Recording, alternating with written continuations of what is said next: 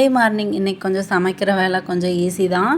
நேற்று ஈவினிங் மேலே தான் மட்டன் எடுத்திருந்தோம். அதனால் மட்டன் கிரேவி கொஞ்சம் இருந்தது. அதையே கொஞ்சம் சூடு பண்ணி வச்சு ரசம் மட்டும் வச்சுக்கலாம் அப்படின்னு சொல்லிட்டு ஃபஸ்ட்டு வந்து மார்னிங்கே கருவேப்பிலை கொத்தமல்லி தழை வாங்கிட்டு வந்திருந்தேன். அது வந்து க்ளீன் பண்ணி வேறு ஸ்டோரேஜ் பாக்ஸ்க்கு மாற்றி எடுத்து வச்சுட்டேன். கொத்தமல்லி கம்மியாக தான் வாங்கிட்டு வந்திருந்தேன். அதனால டிஷ்யூ பேப்பர் எதுவும் வைக்கல. நீங்கள் மல்லி கத்தால வாங்கிட்டு வர அன்றைக்கி டிஷ்யூ பேப்பர் வச்சு வச்சிங்கன்னா 3 வீக் வரைக்குமே நல்லாவே ஃப்ரெஷ்ஷாக இருக்கும். சைட் பை சைட் சாப்பாடு வச்சுட்டு மட்டன் கிரேவி சூடு பண்ணி எடுத்து வச்சிட்டேன். இந்த வேலையெல்லாம் முடிக்கிறதுக்குள்ளே புளியும் நல்லா ஊறி வந்துருச்சு. அதனால் புளி கரைச்சிட்டு 2 தக்காளி கரைச்சி ஒன்றா சேர்த்துக்கிட்டேன்.